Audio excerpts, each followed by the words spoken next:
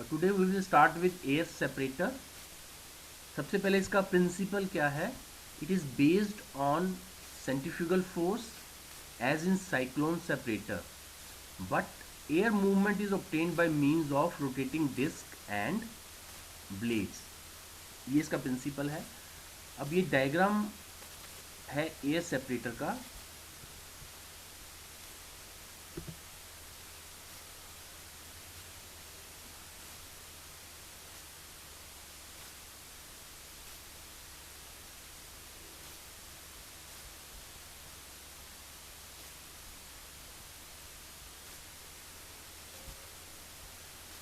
इसमें जैसे कि आप डायग्राम में देख रहे हो, it possesses cylindrical vessel with conical base. ये सारा सिलेंड्रिकल वेसल है, ठीक है। और नीचे जो बेस है ये कोनिकल बेस है। Upper part possesses feedback inlet, यहाँ पर इनलेट है फीडबैक।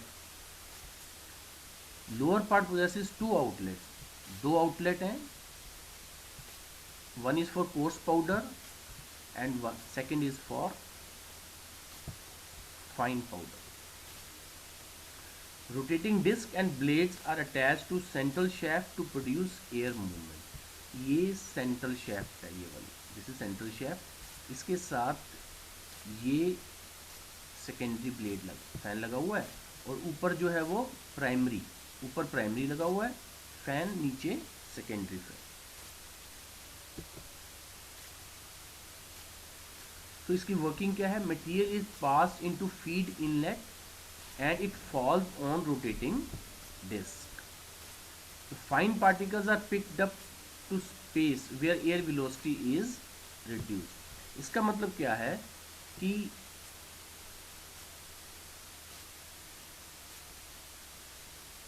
जब मटेरियल ऊपर से गिर रहा है नीचे, जब यहाँ से मटेरियल अंदर जा रहा है, तो ये प्राइमरी फैन है, this is primary fan and this is secondary fan. यहाँ से फीड है और ये डिस्ट्रीब्यूटर है। तो जब ये फैन अंदर रोटेट करेंगे, तो जो फैन की स्पीड जितनी कम होगी, फैन की स्पीड अगर कम होगी तो एयर वेलोसिटी कम हो जाएगी। एयर वेलोसिटी कम होने से क्या होगा? सिर्फ वही पार्टिकल्स यहाँ साइड पर जाएंगे, एयर पार्टिकल्स वही साइड पर जाएंगे जिनका साइज बहुत छोटा है। हवा की स्पीड अगर कम होगी तो सिर्फ सुपर फाइन पार्टिकल्स साइड पर जाएंगे, इधर इस जगह पे जाएंगे। बाकी सभी पार्टिकल्स जो हैं वो डायरेक्टली नीचे गिर जाएंगे यहाँ पर।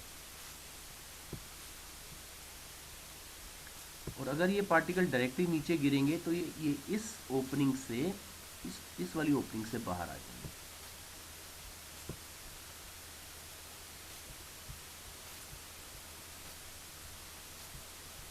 ठीक है। और अगर स्पीड ज़्यादा होगी फैन की, अगर और जो फैन की स्पीड हम बढ़ा देंगे तो क्या होगा?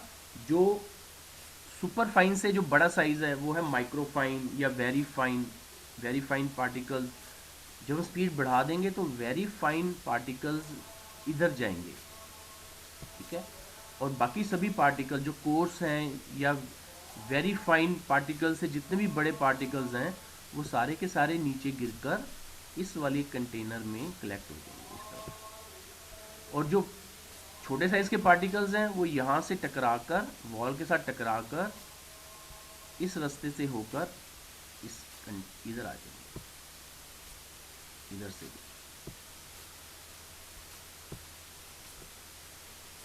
तो दोबारा समझाता हूँ आपको कि जब हमने फीड इसमें डाला और इस फैन की स्पीड के कारण अंदर एयर की टर्बुलेंस है, फैन की स्पीड के कारण मशीन इस कंटेनर के अंदर, सिलेंड्रिकल वेसल के अंदर जो एयर की मूवमेंट है वो हो रही है। उस एयर की मूवमेंट के कारण जो बहुत छोटे पार्टिकल हैं, सबसे छोटा साइज है, वो इस वॉल के साथ टकराकर, इस वॉल के साथ टकराकर यहाँ से बाहर आ जाएगा। बाकी सारे पार्टिकल सीधे के सीधे ही नीचे गिर जाएंगे, और वो सीधे नीचे गिर के इस हॉपर में से इस पाथ से होकर यहाँ निकलता है।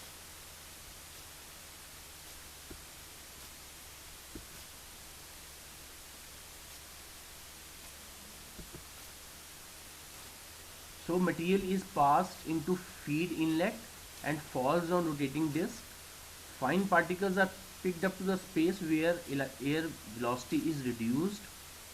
Coarse and fine particles are then separated from two outlet at the base.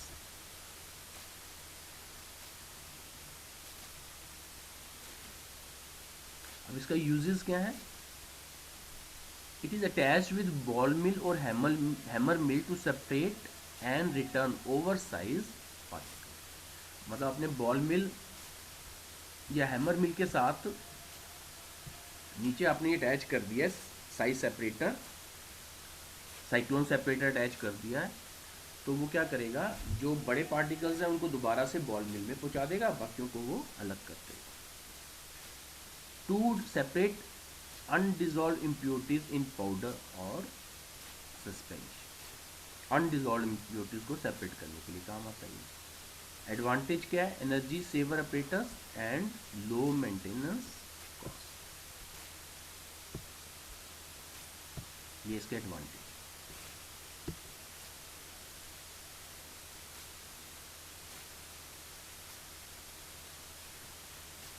Next जो फोर्थ मेथड है वो है elutriation method. Elutriation method, elutriation is the process of separation of fine particles and coarse particles from a paste obtained after levitation. Levigation, सबसे पहले तो आपको levigation पता होना चाहिए कि लेविगेशन क्या होता है। Levigation is a process of wet grinding. Levigation is a process of wet grinding, कि अगर हम किसी पाउडर को वेट कर लें, वेट करके हम उसको ग्राइंड करें, तो उसको हम बोलेंगे लेविगेशन प्रोसेस। तो लेविगेशन प्रोसेस में जो पार्टिकल साइज रिड्यूस हो जाएगा, तो जो हमें प्रोडक्ट मिलेगा वो पाउडर की फॉर्म में नहीं मिलेगा, बल्कि पेस्ट की फॉर्म में मिलेगा। It will be in the form of paste और in the form of a suspension. So elutriation क्या है? Elutriation is a process, elutriation is a process of separation of fine particles and coarse particles from a paste obtained after levitation.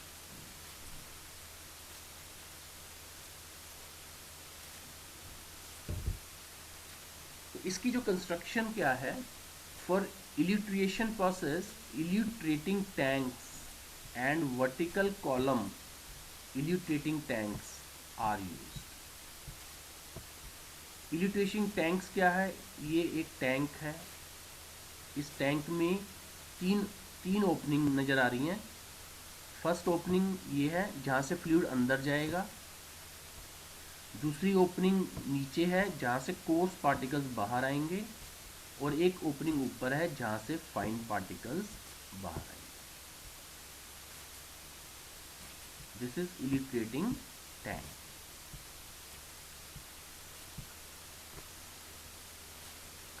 अब ये जो इल्यूट्रेटिंग tank single भी हो सकता है, और it can be combination of 3 और 4 टैंक्स।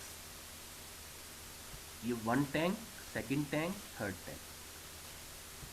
यहाँ से इनलेट, फर्स्ट यहाँ से इनलेट है, यहाँ से एक आउटलेट है, और यहाँ से दूसरी आउटलेट। इसकी जो आउटलेट है वो दूसरे टैंक के इनलेट के साथ कनेक्टेड है। इस टैंक की जो आउटलेट है वो तीसरे टैंक के इनलेट के साथ कनेक्टेड, लाइक। अब आप देख रहे हो कि फ़र्क क्या है, इनकी लेंथ हाइट तो सेम है, सिर्फ इनके डायमीटर में फ़र्क है। इसका डायमीटर सबसे कम है, फिर डायमीटर बढ़ गया, उसके बाद डायमीटर बढ़ गया, इसके बाद जो नेक्स्ट टैंक लगेगा उसका डायमीटर और भी बड़ा हो जाएगा।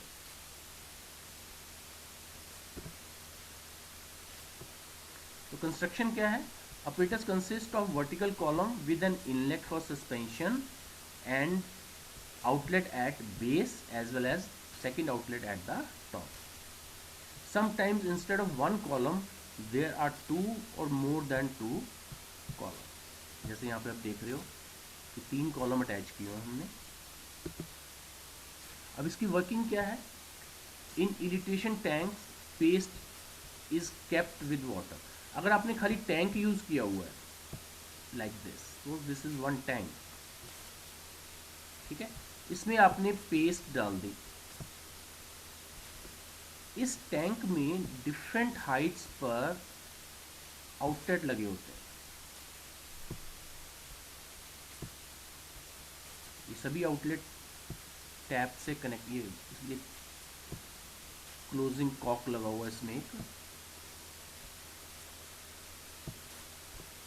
तो आपने क्या किया कि ये सिंगल टैंक में, इस टैंक में यहाँ वाटर है पहले ही, आपने इसमें पेस्ट डाल दी, ठीक है. इस पेस्ट के जो पार्टिकल्स हैं वो पार्टिकल्स इसमें बैठने शुरू हो जाएंगे. पार्टिकल्स जो है नीचे बैठने शुरू हो जाएंगे. सेडिमेंटेशन बोलते हैं इसको, ठीक है. सबसे फास्ट पार्टिकल नीचे कौन सा जाएगा? जिसका साइज सबसे बड़ा है. जिसका साइज सबसे बड़ा है वो जल्दी से पार्टिकल नीचे पहुंच जाएगा, और जो सबसे छोटे पार्टिकल्स हैं वो ऊपर रह जाएंगे. जो सबसे छोटे पार्टिकल्स हैं वो ऊपर रह जाएंगे, और जो सबसे बड़े बड़े पार्टिकल्स हैं वो नीचे रह जाएंगे. इंटरमीडिएट साइज के पार्टिकल्स बीच में रह जाएंगे.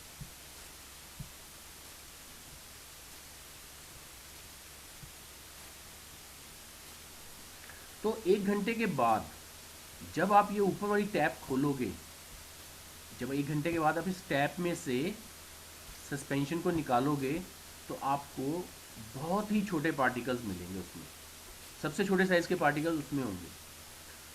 उसके बाद जब ये वाली टैप खोलोगे आप, तो थोड़े से बड़े साइज़ के पार्टिकल्स मिलेंगे. जब ये वाली टैप खोलोगे और बड़े साइज़ के पार्टिकल्स मिल जाएंगे आपको.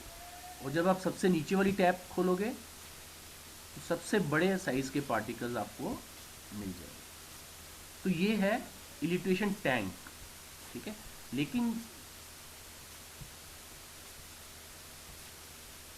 so depending upon the density of solid particles it will either settle down or remain suspended in water. It will settle down. अगर इसकी डेंसिटी ज़्यादा है, साइज़ बड़ा है, तो नीचे बैठ जाएंगे. अगर साइज़ कम है तो ऊपर सस्पेंडेड रहेंगे. तो solid particles settle down according to their density, and solid particles are obtained by means of different outlets of the desired grade.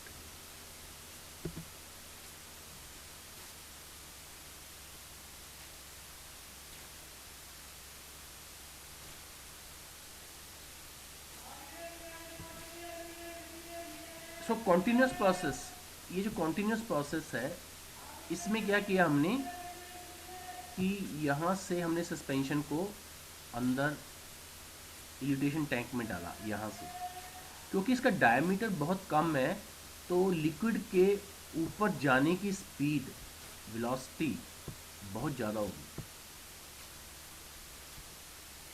Liquid के ऊपर जाने की वेलोसिटी बहुत ज़्यादा होगी. तो क्या होगा कि सभी पार्टिकल्स, ऑलमोस्ट सभी पार्टिकल्स ऊपर चले जाएंगे एक्सेप्ट कोर्स पार्टिकल्स, क्योंकि स्पीड बहुत ज़्यादा है. जो पार्टिकल्स हैं वो नीचे सेटल होना चाह रहे हैं ड्यू टू ग्रेविटी, और ये जो लिक्विड है ये पार्टिकल्स को ऊपर लेके जाना चाह रही है. तो डिपेंडिंग ऑन कि किसका फोर्स ज़्यादा है, अगर पानी की अपवर्ड थ्रस्ट ज़्यादा है तो क्या होगा, पार्टिकल्स, सिर्फ हैवी पार्टिकल्स, जो कोर्स पार्टिकल्स है वो नीचे बैठ जाएंगे, बाकी सारे पार्टिकल्स चले गए इस टैंक में. अब इस टैंक का डायमीटर ज़्यादा है. इस टैंक का डायमीटर ज़्यादा होने से क्या है कि जो अपवर्ड थ्रस्ट है वो कम हो जाएगा. अपवर्ड थ्रस्ट कम हो जाएगा, ठीक है. तो क्या होगा, मॉडरेटली फोर्स पार्टिकल्स नीचे सेटल हो जाएंगे. मॉडरेटली फोर्स, क्योंकि अपवर्ड थ्रस्ट कम हो गया, अब मॉडरेटली फोर्स पाउडर भी यहाँ सेटल हो जाएंगे, बाकी सारे पार्टिकल्स नेक्स्ट टैंक में चले जाएंगे. अब यहाँ डायमीटर और बढ़ गया. डायमीटर बढ़ने से जो अपवर्ड थ्रस्ट है वो कम हो जाएगा. अपवर्ड थ्रस्ट कम होने से क्या होगा, अब मॉडरेटली फाइन पार्टिकल्स, जो मॉडरेटली फाइन पार्टिकल्स है वो यहाँ पर सेटल हो गए। तो इस तरह से हम और भी टैंक साथ में लगा सकते हैं।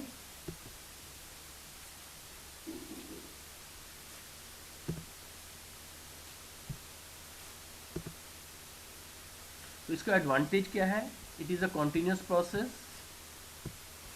separation is quick as compared to other methods, depending on number of fractions required same number of tubes of different area of cross section can be connected। अगर हमें 3 ग्रेड चाहिए सिर्फ तो 3 टैंक लगा लो, अगर आपको 5 ग्रेड चाहिए तो 5 टैंक लगा लो, 7 ग्रेड चाहिए तो 7 tanks. apparatus is more compact than as that used in sedimentation method। ठीक है। डिसएडवांटेज क्या है? Suspension of solid particle has to be diluted which may not be desired in certain case. क्योंकि आपने जो पेस्ट बनाई थी उसको आपको लिक्विड में मिक्स करना पड़ेगा, तो उसमें और ज़्यादा पानी आपने डाल दिया, तो जो ये सस्पेंशन बनेगी उसके बाद आपको उस सस्पेंशन में से लिक्विड को रिमूव भी करना पड़ेगा, ड्राई करना पड़ेगा। और ड्राई करने पर क्या होगा? आपको हीट करना पड़ेगा, हीट करने से पार्टिकल्स जो है वो ख़राब हो सकते हैं, ड्रग जो है वो ख़राब हो सकती